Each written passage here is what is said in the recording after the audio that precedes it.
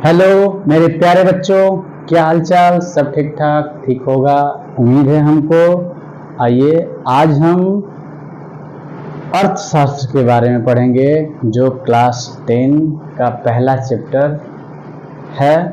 ये क्लास 10 में तो पढ़ना ही पढ़ना है, लेकिन हमारे दैनिक जीवन में हमारी क्या भूमिका है, भारतीय अर्थव्यवस्था के प्रति, बिहार के अर्थव्यवस्था के प्रति हमारा क्या महत्व है, हम जो कमा रहे हैं वो हमारे देश के हित में थोड़ा सा भी जा रहा है कि नहीं जा रहा है, उसके बारे में जानेंगे। अगर जा रहा है तो खुशी है, और उसको बढ़ाएंगे कि और इसको कैसे बढ़ाया जाए ताकि हमारा भी अच्छा इनकम हो और उसका कुछ हिस्सा हमारे भारतीय अर्थव्यवस्था को मजबूती प्रदान करे। उसके बारे में हम अध्ययन करेंगे। और इसके साथ साथ ये अभी जो चल रहा है लोकतंत्र का चुनाव जो चल रहा है, सांसद का जो चुनाव चल रहा है, वोटिंग हो रहा है, कुछ चरण में हो गया है, कुछ चरण में बाकी है, जो हमारे क्षेत्र में अभी बाकी है। उससे पहले अर्थव्यवस्था को जिसको जानकारी नहीं है, थोड़ा सा आप देख लीजिएगा और समझिएगा। देखिए, हमारा कर्तव्य है कि हमारे क्षेत्र का जो भी सांसद है, पिछले अपने सेशन में उन्होंने क्या काम किया है, क्या नहीं किया है, ये हमारा कर्तव्य है कि हम पूछे, जानकारी लें। अगर कोई भी सांसद महोदय आते हैं और कहते हैं कि हमको वोट दो, तो उनसे पूछिएगा कि आपने ऐसा क्या काम किया, आपने ऐसा क्या काम किया है जो हमारे क्षेत्र के लिए अच्छा हो, और इस क्षेत्र के साथ साथ हमारे भारतीय अर्थव्यवस्था को चलाने के लिए जिन जिन सेक्टर को मजबूती प्रदान किया है गवर्नमेंट ने, उसके प्रति आप क्या काम किए हैं, आप जो 5 वर्ष में काम किए हैं उसका थोड़ा सा भी परसेंट हमारे भारतीय अर्थव्यवस्था को मजबूती प्रदान किया है कि नहीं किया है, उसी के अनुसार आप वोट दीजिएगा। अगर किए होंगे तो उनके साथ रहिएगा, अगर नहीं किए हैं तो बाकी आप स्वतंत्र भारत के स्वतंत्र नागरिक हैं, आप पूर्ण रूप से स्वतंत्र हैं। ठीक है दोस्तों, तो आइए हम सबसे पहले इसकी भूमिका समझते हैं। इसकी भूमिका बना कैसे है देखते हैं। देखिए, भारतीय अर्थव्यवस्था जो है, ये आपको जो अच्छे तरीके से दिखाई दे रहा है, ये कोई एक दिन का तथ्य नहीं है। ठीक है, इसको बनाने के लिए, इसको अच्छे तरीका से चलाने के लिए बहुत सारे अर्थशास्त्रियों ने अच्छे से इसका अध्ययन किया है और उसके बाद ही अच्छे तरीका से बनाया गया है। देखिए, भारत देश हमारा जो है 15 अगस्त 1947 को आज़ाद हो गया, लेकिन आज़ादी से 200 वर्ष पहले जो गुलाम था वो अंग्रेजों का गुलाम था, ब्रिटिश के गुलाम था। और वो लोग इतना शोषण किए 200 वर्षों में ना, हमारा जो अर्थव्यवस्था था अंग्रेजों के आने से पहले जो था, ये सामाजिक, आर्थिक, राजनीतिक और सांस्कृतिक रूप से जो था ना, एकदम अच्छे तरीका से चल रहा था। लेकिन ये कचरा लोग आए जब से, हमारी अर्थव्यवस्था को तहस नहस कर दिया। जो भारत सोने की चिड़िया कहा जाता था, उस सोने की चिड़िया का इतना इन लोगों ने शोषण किया, ये चिड़िया एक कोयले की चिड़िया में तब्दील हो गया। क्या तब्दील हो गया, लेकिन कैसे बोला जाता है ना कि हमारा देश जो है ना, हमारे देश में वीरों की धरती है, हमारा देश जो है वीरों की धरती और जवानों का देश है। तो इसमें कोई शक नहीं है, आप मुझे कितना भी तोड़ो, हमारे अंदर इतना हुनर है और ऊपर वाले की इतनी कृपा है कि हमको तुम तोड़ते तोड़ते अपने नष्ट हो जाओगे। तो वही बात है वीरों की धरती है और जवानों का देश है। तो ऐसे ऐसे हमारे भारत माँ के वीर सपूत ने जन्म लिया था, जन्म लिया है और जन्म लेंगे, जो जब भी हमारे भारत की स्थिति जिस भी सेक्टर में अगर खराब हो तो वहां पे वो लोग अपनी भूमिका जरूर निभाएंगे। तो यही इसमें पढ़ना है, इसकी भूमिका यही है। अब देखिए अर्थव्यवस्था का परिचय, अर्थव्यवस्था का परिचय क्या है, ठीक है।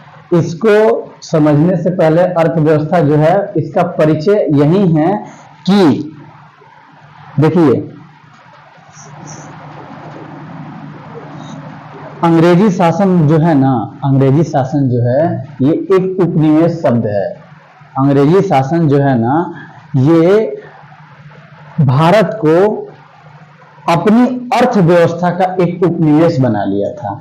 ये उपनिवेश वर्ड जो है, उपनिवेश वर्ड, इसका मतलब क्या है? उपनिवेश का मतलब ये है कि एक बड़े लेवल पे एक समृद्धशील राष्ट्र मतलब देश जो एक छोटे स्तर पे चल रहे देश के अर्थव्यवस्था को नष्ट करके अपनी अर्थव्यवस्था को मजबूत कर देना, वही उपनिवेश कहलाता है।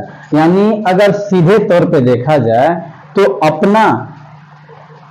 अपना फायदा देखकर, अपना फायदा के लिए दूसरे के कामों को नष्ट करके और अपने फायदे, अपने ग्रोथ कर लिया जाए, वही उपनिवेश कहलाता है। जैसे राम और श्याम, राम और श्याम, राम एक बहुत बड़े उद्योगपति है, राम एक बहुत बड़े उद्योगपति है और एक गांव लेवल पे श्याम है जो छोटे स्तर पे उद्योगपति है। अब राम जो है श्याम पे इतना शोषण किया, इतना महंगाई, रेपो दर सब इतना बढ़ा दिया कि जो श्याम है वो राम की अर्थव्यवस्था, राम को फायदा देने के लिए अपने और नुकसान में जाता रहा। वहीं बोला जाएगा कि श्याम जो है ना वो राम का एक उपनिवेश है, ठीक है। तो इसमें एक वर्ड आता है, इसमें एक लाइन मेंशन है एनसीईआरटी में कि भारत जो है ना वो अंग्रेजों का 200 वर्षों तक उपनिवेश था, ठीक है। कह सकते हैं भाई 200 वर्षों तक उपनिवेश था ही था, इसमें कोई दो शक नहीं है, क्योंकि इन्होंने भरपूर शोषण हमारा किया था। देखिए तो ये हो गया हमारा, ये भूमिका भी हो गई, ठीक है, और ये हमारा अर्थव्यवस्था का परिचय भी हो गया। अब अर्थव्यवस्था का अर्थ क्या है इसके बारे में हम जानेंगे, ठीक है।